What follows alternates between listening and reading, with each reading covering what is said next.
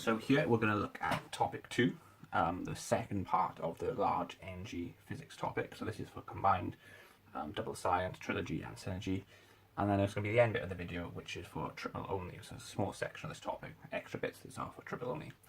So first off, we need to review some basic key stage 3 science. So if you remember in year 7, you would have done stuff like this, where you have solids, liquids and gases. So the gases have very, very weak bonds between them, so they're able to freely move around. Stronger bonds in liquids, so they're held quite close together, but they're able to move around. And then in rigid rows and columns in solids. And you would have done at key stage 3 that you've got something called heat conduction. So there's conductivity as in terms of electrical conduction, but we've also got heat conduction. So you would have talked about in key stage 3 the fact that in your solids that you can have heat conduction, because say you were to put a flame here, you'd be giving energy to these particles here. So they would be heating up, vibrating, bumping into the neighbouring particles, and you would conduct the energy along, so you would be transferring heat along the material. However, heat conduction does not work so well in liquids, and especially gases, because they can move around more in liquids, and obviously they're not even touching at all in gases. Now we need to take this understanding a step further now for GCSE, and we're going to talk about how metals are better conductors. So when we talk about solids here, we could be talking about anything, but when we're talking about conductors, what we mean are metals. Why are metals better conductors of heat, and also talking about electrical conduction as well? Now it's because of the way their metallic bonding is. So you may have done metallic bonding in chemistry, that they have what are called delocalized electrons, or electrons that are free to move. Okay, so they're free to move in the metal. So you've got the positive ions, and then you've got the electrons that are free to move. Now that means, yes, they're free to move as charges to conduct electricity, or to carry a current, but it also means that these electrons will move about, and they will bump into each other more in the same way like these particles will bump into each other to transfer energy, to transfer heat. They will bump into things, and therefore transfer heat better. So that is why metals are better heat conductors than non-metals and insulators, we call them, so things that don't conduct heat well. So this is not a required practical, but it is an important practical that is a common little experiment. And that is that when you can test which conductor is better, so you may have done this in class, where you get something like different materials. You may have copper, nickel and iron or something, or some 3 mil brass or something. You may get different metals, and you may put pins with Vaseline on the end of the rods, and you would time how long does it take the pins to fall off, because obviously they're going to heat up. The heat is going to be conducted along the metal, and therefore it's going to melt the Vaseline, and then the pin will drop off. So this is a simple little experiment to check which material is a better conductor. So it's not a required practical, but it's something to maybe know about. So then we need to go into insulation. So materials that are insulators are bad at conducting heat. They're not good at transferring energy along the material. So what we say is they've got a low thermal conductivity. So they're bad at transferring energy. So that means that they have a low rate of heat transfer, or a low rate of energy transfer across the material. So that's a good thing, because if you're wanting to keep something warm, you want to keep the heat in, you want to stop the heat from escaping, you're going to want insulators around that material.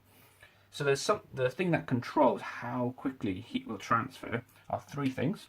The first thing is the temperature difference across the material. So what we mean by that, if it's really, really hot on one side of the material and really, really cool, it's going to conduct the heat quicker. It's going to be great to transfer heat across. The hotter it is on one side, the cooler it is on the other, compared to if it was just warm on one side and slightly cooler on the other side. So that one's pretty much common sense. The other thing is simply the thickness of the material. If you've got a thicker material, obviously it's going to take longer to transfer heat across that material. And then the third and final thing is how good is the thermal conductivity. So how good is it at transferring heat across it? If it's got something that's got a low thermal conductivity, that means it might be an insulator. High thermal conductivity, a material that transfers the heat quickly across it, is going to be conductor. So if you want to keep the heat in, you want something with a low thermal conductivity, like some insulator. So where can this be applied? So this stuff is important if you're talking about keeping a house warm, if you were talking about insulating a building. And these are some of the common things that you may have in your home and things that we may want to know about. So the one big thing is cavity wall insulation. So in the gap between the outer wall and the inside wall of a house, you may have a gap, but that's not good. So you may want to fill in that gap with some cavity wall insulation, which is a material with low thermal conductivity. So you're going to put some insulation in there, and that's going to slow the rate of heat transfer through a material, because if there's a large gap between the walls, you'd set up a convection between the materials. I'm not going to go in convection because we don't really need to know about that, but there'd be a high rate of convection if there's a large gap between the materials, and heat would transfer across. So you're going to slow the rate of heat transfer by having a material with a low thermal conductivity. Another big example of that is loft insulations. This is probably the biggest thing that that most homes will have to save heat transfer outside of their house. So loft insulation may be that yellow or pink stuff that you've got in your roof, in your underneath the roof in your attic. The thing your parents will shout at you to make sure you don't stand on it in case you fall through the ceiling. So this is stuff that again is going to trap the heat inside the house to help prevent it from escaping outside the house. And a third thing that you may have is double glazing. Now, double glazing isn't actually that great at keeping heat in. People have it mainly because it prevents noise out, but it's still something we should know about. So double glazing is just when you have two panes of glass and you have a very small air gap in between the two. So that small air gap, if we look back to what we said earlier with our key stage 3 stuff, we said that gases here, are really poor at conducting heat because they're not going to bump into each other, okay? What you get in gases is convection. But if you have a small air pocket, it's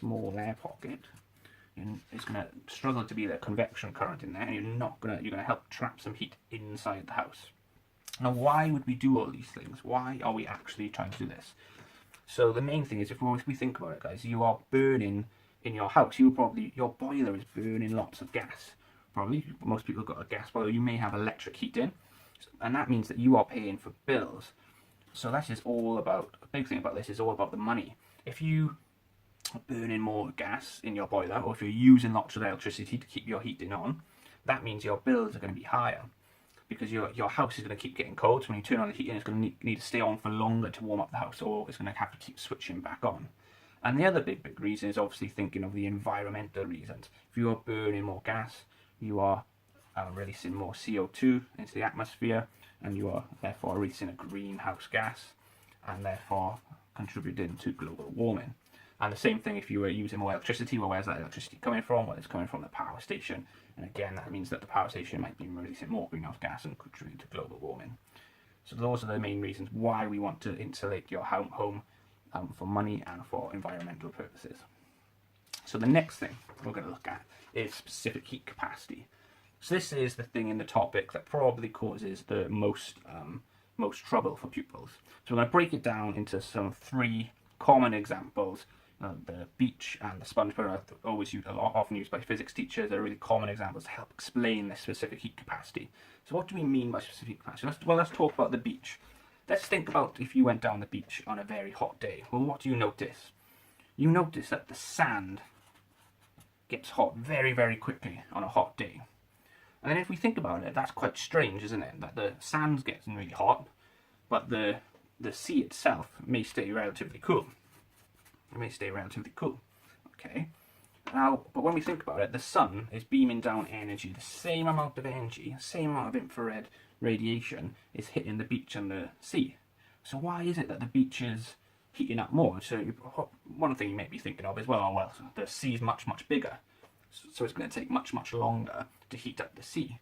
Kind of like, well, if you put the kettle on, it's going to take much longer to heat up 1 cup worth of water compared to heating up 3 cups worth of water. So, and that is true. So that's to do with mass, as to how much mass you are trying to heat up.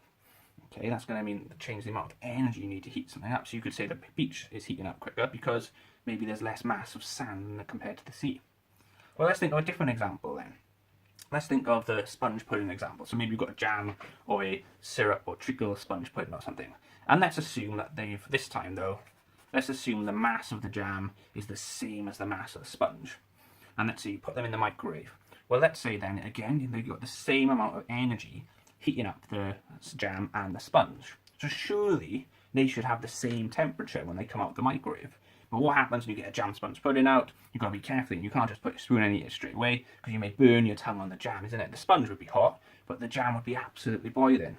So there must be something else going on here rather than just the mass. There must be something else going on too. And that's what specific heat capacity is.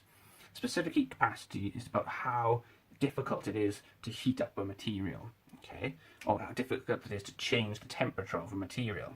So if something has a low specific heat capacity, that means per kilogram of mass, you don't need to put much energy in to heat it up. Okay, so that essentially means it will change temperature quickly. So if we think about it, think of something like some metals. Some metals heat up very quickly, so they change temperature very quickly. You can put a bit of energy in, and even for the same amount of mass, they will change temperature. So to sort of help us understand that, let's think of this as a third example. Let's say you're at a campfire, and I said to you, I'm going to put a piece of rock, and a piece of copper in the fire. Okay, and let's assume they're the same mass, they're the same size, and we're going to leave them in the fire for 1 minute. Okay, and I'm going to say to you, I want you to grab either the rock or the copper after 1 minute. Okay, well, which one are you going to grab? Well, hopefully you'd think, oh, I'm going to grab the rock, because if you left the rock in the fire for a minute, it probably hasn't changed temperature very much. After a minute, you could probably grab it back out and it'd probably be okay. Whereas the copper, even after a minute, copper has a very low specific heat capacity. So that means it would change temperature despite not being given that huge amount of energy in a minute. So it changes temperature very quickly. Okay. Now say we have a similar question. Let's say we put the rock and the copper in the fire again. But this time now I'm going to say, well, this time we're going to leave them in for 20 minutes in the fire. And leave them in for 20 minutes in the fire. They're both going to get really hot on it. They've got a very high temperature. But this time then we take them both out. And so we take them out with some tongs, and I say to you, all right, we're going to leave them for a couple of minutes. And we leave them cool down a bit. So we've left them both in for 20 minutes inside the fire. Now we take them out, and we're going to leave them cool down for 2 minutes. Well, which one would you rather touch now? Which one would you rather have to grab now? Well, now, hopefully you say, oh, actually, now this time I'm going to grab the copper. Because although the rock didn't heat up, didn't change by temperature much the first time, but now the second time it's been there for longer, the rock is now hot. The rock takes a long time to heat up and change temperature, but now it is hot. The rock would take a long time to cool back down. And that's because the rock has got a high SHC, or high specific heat capacity, which means it took loads of heat energy to change the rock's temperature, but now it is at a higher temperature. It can give out loads of energy before it cools back down. Whereas the copper, which had that low specific heat capacity, heated up quickly, as in it changed temperature quickly, I should say, which means it got to a high temperature quickly. But in the same way, when it comes out of the fire after 2 minutes, the copper was probably cooled down quite quickly as well. It can give out that energy. So there is an equation that should help us understand this even more if you're still not quite following me. So the equation is delta E. So what do we mean by delta? Delta means changing. So we sometimes say that's like, oh, what's the final energy minus the initial energy?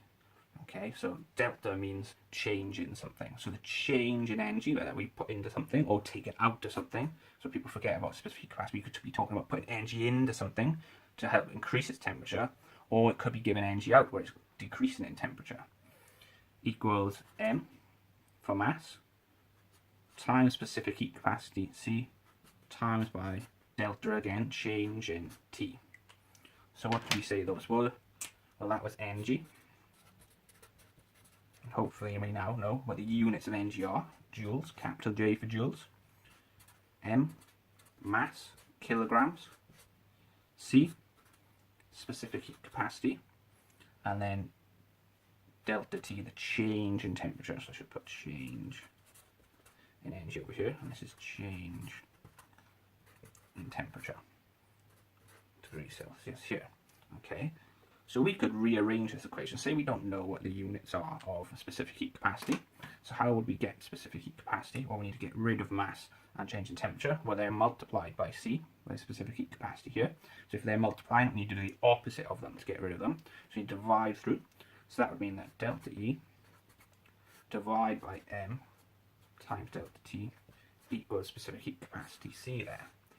Well, hopefully you can see now what are the units of specific heat capacity.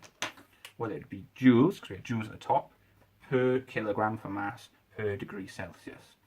So the units of C are joules per kilogram degree Celsius there. Okay, so what are some common things? So something like copper may have a specific heat capacity of something like, approximately, I think it's about 450 joules per kilogram. Okay, per kilogram Celsius. That means you only need to put 450 joules of energy in to raise 1 kilogram of copper by 1 degree Celsius. Something like water's actually got quite a high specific heat capacity. It's got a specific capacity of something like 4,200 joules per kilogram for 1 degree Celsius. Now that's why we use water in radiators and things. So it takes a long time to heat the water up in the boiler, but once it is hot, once it is a high temperature, it can give out lots of heat energy and that's why you have them in the radiator. It gives out lots of heat energy before the temperature of the water comes back down. So that's first of all the understanding what's going on with specific heat capacity along with the equation. Let's now look at the required practical for specific heat capacity. Now, in my opinion, this is probably one of the most difficult physics required practicals, and maybe of all the science required practice. It actually used to be an A-level physics required practical, and they brought it down into GCSE. So it is probably the most difficult one in my opinion. So this one you may remember doing in class. So let's say you got asked this in the exam. Describe an experiment to find the specific heat capacity of a metal, say like a block of aluminium or a block of brass or something. Say now you completely blanked in the exam, you hadn't listened to your teacher's advice, you hadn't listened to my advice, and you hadn't learnt all your required practicals like you should do. Well, how could you start in the exam? What could you at least think of what can I do? Well, you can bring up that equation. That equation is actually given to you in the exam. So let's get it up again. It was delta E, change in energy, times by mass times specific heat capacity times by change in temperature. Let's rearrange it again. We've got to get rid of the M and the T. So we're going to have change in energy divided by mass times change in temperature is equal to C. So that's the starting point. You could show that in your exam, in your 6 marker. At least you're getting somewhere now. You may be picking up a mark showing. Now this would actually then let you think, all right, what experiment would I do? What practical would I do if I was trying to figure out the specific heat capacity of, let's say we're doing a block of brass. A block of brass metal, okay? So what would we do? So let's go through it. What would we need to do? Oh, well, first of all, if we've got a block of brass, I need to know its mass. Right, what do I need to say? I need to say exactly what I would need. Well, I would need a mass balance. And I would need to measure the mass of the brass in kilograms. Oh, well, what else am I going to need? All right, well, we need the change in temperature. So I need to state very clearly, I would need to measure the initial temperature, the starting temperature. And what would we need to do that? We're going to need a thermometer. Now we've already picked up a good few marks here, and we've barely, actually got into the practical. So we're stating the absolute obvious things, but not forgetting to state the obvious things. We'd measure the initial temperature of the block, and we would say that we're going to measure the final temperature of the block with a thermometer as well. What about delta E? What about the change in energy? So how much heat energy you're going to put into a material, or if we were doing the cooling, how much heat energy was going to come out. So now this is the one that's tricky. How can we quantify how much heat energy you're going to put into this brass block? So let's look at what you probably did in school, or what you might have done in school. So there's 2 ways you can do this really. So for energy, how are we going to do it? Well, what you're going to use, in school you might have used something called an electric immersion heater. So that's called an electric immersion heater. Okay, that's something that you put into the block. So your block would have a hole in it to submerge your electric heater into the block, okay? So we need to measure, well, how much energy are we using of that immersion heater? And we're going to make an assumption. We're going to assume, which if you watch my other video you know is wrong, because nothing can be ever 100% efficient. We're going to assume the immersion heater is 100% efficient. Well, that means 100% of the electrical energy is going into the thermal energy store of the block. Okay, we're going to assume that the electrical transfer via the heating pathway is going to go to the thermal energy store of the block. Now we know that's not going to be 100% true. Now why is that really? Well, one reason is there's definitely going to be lots of heat energy escaping. So what can we do to help prevent that? You would probably put around your block some lagging or some insulation to help make sure that heat energy is staying on the block. Otherwise it's going to affect our results. We're going to have some insulation there. One other thing you might do is you may put a lid over this to help trap the heat. Obviously you're going to have a gap for your thermometer and your wires coming out of the electric heater. But those are some improvements to the experiment they may ask us about that we can do. Insulation and a lid to help trap the energy. So how are we going to actually though quantify this? We need a number to put in this equation. We've got down the mass, we've measured the temperatures, but we need the energy to be able to work out the specific heat capacity. So what you can use is something called a joule meter, which goes usually on the plug socket to the immersion heater, and that would tell you how much electrical energy you've used. Now that's the easy way. Another thing you could do is use a setup like this, where you use a voltmeter and an ammeter, and that's your electrical heater there. And why would we do that? Well, if you've done the electric circuits topic, you should know that energy, electrical energy, equals power times by time. Power times by time. But we also know electrical power is equal to current times voltage, or potential difference. And that would be I times V. Now if you put that back into there, so energy is power times time. But we also know from electrical circuits that power is current times voltage. So that means we can rewrite this equation to be energy equals I, current, times V, voltage, times by time. So you can see why this experiment is quite confusing, quite difficult. Okay, because this is throwing a lot of people. These are equations you do have to learn, but to bring them all out at once in a 6 marker would be very difficult. So the easier way is to say that you would use a joule meter, but I think you should be aware of this method in case they bring it up. So electrical energy would be current times voltage times time. So we would have to have an ammeter to measure current in series. We would have to have a voltmeter in parallel there. Or what else would we need? Oh, we need time. So we'd also have to mention that we need a stopwatch and time how much energy, time how long we're applying energy to change the temperature of the specific heat capacity of the block. But that is the experiment. Quite a big experiment, quite a difficult experiment, but I would spend some time learning it. It's quite an important experiment and it could come up.